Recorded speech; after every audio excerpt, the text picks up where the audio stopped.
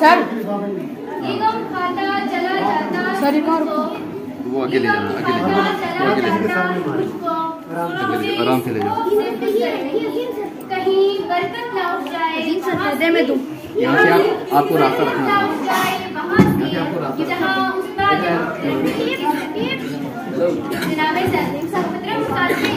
और मेरे अस्सलाम वालेकुम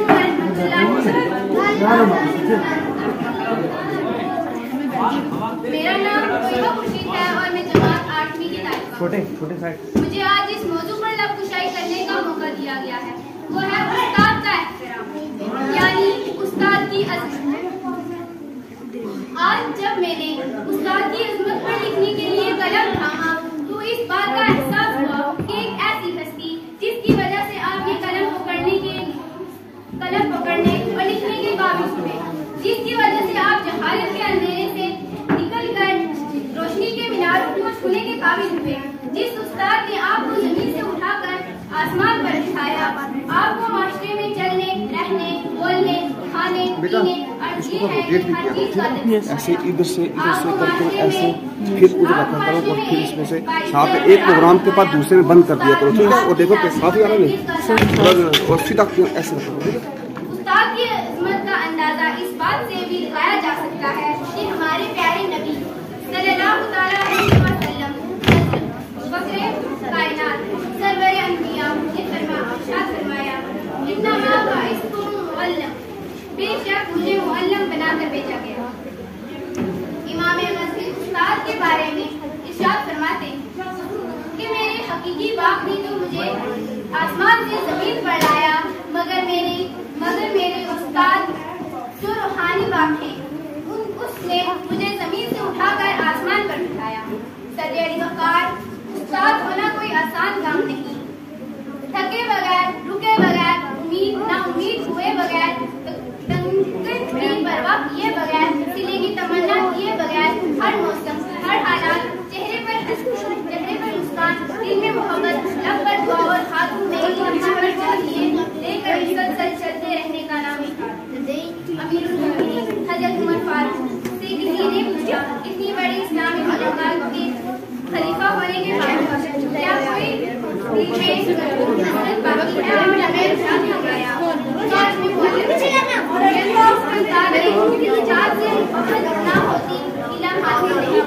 चुप रहे और कामयाबी की पहली सीढ़ी है।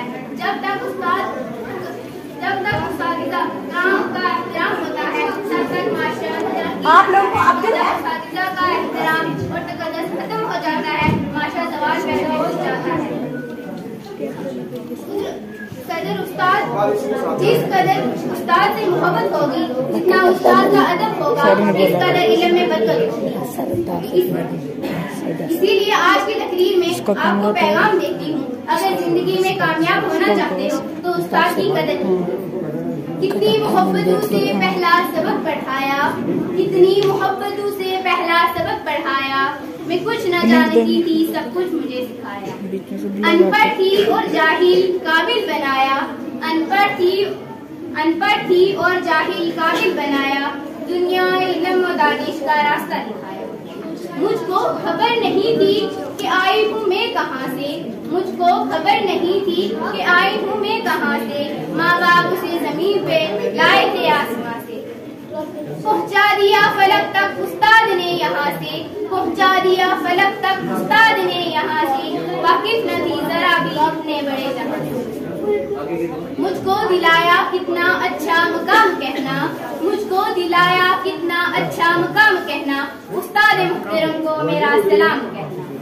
जीने का फन सिखाया मरने का वागपन भी, जीने का फन सिखाया मरने का वागपन भी, इज्जत के घर बताए रुसवाए के चलन भी। कांटे भी राह में फूलों के अंजुमन भी, कांटे भी राह में फूलों के अंजुमन भी, फख्र कौम बनना और नाज़िश बदन भी। है याद मुझको उनका कलाम कहना है, याद मुझको उनका एक कलाम कहना, उस्ताद मुहतरम को मेरा सलाम। उस्ताद की शक्ति बाकी मोहब्बत से बेहतर है। अगर हकीकत की नजर से देखा जाए तो उस्ताद का पेशा सबसे अजीम और मुकद्दस पेशा है। तमाम पैगंबरों, मुख्बिरों, परहेजगारों और औलिया इकराम उस्ताद की इज्जत और एहतराम पर जोर दिया है। दुनिया के तमाम महज़ब में इसी पेशे की अजमत और बुराई को तस्लीम किया गया है। रिवायत है कि नौशरवान ने एक बार अपने फर्जंद को तालीम व तरबियत के सिलसिले के लिए एक उस्ताद के पास भेजा। गुजरने के बाद नौशरवान को ख्याल आया कि जाकर देखें कि तालीम व तरबियत पाने की क्या हालत है। जब वो वहाँ पहुँचे तो देखा कि उस्ताद नमाज के लिए वुजू कर रहे हैं और उनका बेटा हाथ में लोटा उठाकर पानी डाल रहा है। ये देखकर उनको काफी गुस्सा आया और बेटे के मुंह पर जोर से चपेट लगा दी। उस्ताद हैरान हुआ कि शायद उसे से ख्याल हुआ है कि शहजादे से पानी डलवा रहा है।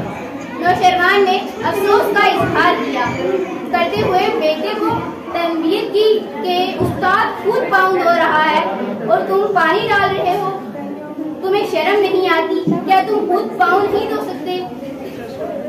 दूसरी एक रवायत है कि एक दफा सिकंदर आजम दुनिया की बहुत सी फतेह हासिल करके वतन वापस पहुंचा तो सबसे पहले अपने उस्ताद रुस्तु से मिलने का इरादा किया। इस अर्ज से वो अपने उस्ताद के यहाँ गया। जब वो मकान में दाखिल हुआ तो रुस्तु सहन में बैठा और बच्चा मजे से दूध पका रहा था। सिकंदर आजम उसके सामने खड़ा हो गया और बड़े फख्र से ये अंदाज में बोला, मांगिए उस्ताद मुहतरम क्या मांगते हो? मांगिए उस्ताद मुहतरम क्या मांगते हो? मैं अब दुनिया की हर चीज आपके कदमों में ला के रखूंगा। अर्ज उस्ताद का मुकाम नहायत ही बुलंद है। ये पैगंबरों का पेशा है क्योंकि हर पैगंबर मुअल्लिम यानी तालीम देने वाला है। हम सबको चाहिए कि हम अपने उस्ताद का एहतराम और इज्जत का हर वक्त और हर आन ख्याल रखें और भूले से भी कभी कोई गुस्ताखी उनके जानिब में न करें। जरा ठहरे इसे देखें ये शाब है रज़ाई का। जरा ठहरे इसे देखें ये शाब है रज़ाई का। यहाँ पर काम होता है फकत आदात साजी का। यहाँ दो और दो मिलकर हमेशा चार होते हैं। यहाँ दो और दो मिलकर हमेशा चार होते हैं। यही सुनकर 9 तो 11 यार होते हैं। अभी कुछ और भी है खूबियाँ हम अर्ज करते हैं। अभी कुछ और भी है खूबियाँ हम अर्ज करते हैं। ये वो मजमून है जिसमें ज्यादा फर्ज न जमहूरी समझते हैं न माशाल्लाह समझते हैं। न जमहूरी समझते हैं न माशाल्लाह समझते हैं। रज़ाई पढ़ने वाले सिर्फ एक अल्लाह समझते हैं। तसव्वुर को हकीकत में कभी ये ला नहीं सकते। तसव्वुर को हकीकत में कभी ये ला नहीं सकते। बनाते हैं मुरब्बा लेकिन रोज खा नहीं सकते। हमारी दरसगाहों में ये जो उस्ताद होते हैं हकीकत में यही कौम की बुनियाद होते हैं। आखिर में सब टीचर्स के लिए कुछ लाइन्स बोलूंगी, कृपया करके गौर से सुने। और कहाँ जा रहे हो आप लोग? पहले सब टीचर्स को मेरी तरफ से happy teachers day. Dear teachers, दिल से शुक्रिया हमारे भविष्य सजाने के लिए। आपकी डांट कड़वी तो लगती है लेकिन जरूरी है हमें गलत राह जाने के लिए।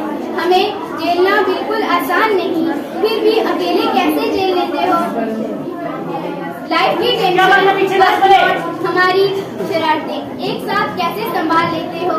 एक पॉइंट पे गुस्सा तो आता होगा फिर भी प्यार से समझाते हो। पेरेंट्स के बाद एक ही आप हो सेल्फलेस जो बिना मांगे सब कर जाते हो। कभी गिर जाए हम तो आप होते हो उठाने के लिए। जब खुद से रोजा हटने लगता है तो आप आते हो मोरल बढ़ाने के लिए। सच कहूँ तो आपसे अच्छा मॉनिटर हमें कभी नहीं मिला। हमारी वो बातें भी सुनी जिन्हें कोई सुनने वाला नहीं था। ये आप ही का सपोर्ट है जो हम आगे बढ़ पा रहे हैं। आपने ही खुला आसमान दिया जिसमें पंख फैलाकर आज हम उड़ पा रहे हैं। आपने हमेशा अपने बच्चों की तरह हमें प्यार किया, आगे आने वाली हर परेशानी के लिए तैयार किया। क्लास में आपने किस्से सुनाकर खूब एंटरटेनमेंट करवाया। जब पढ़ने का मन नहीं होता तो इधर उधर की बातें करके हंसाया है।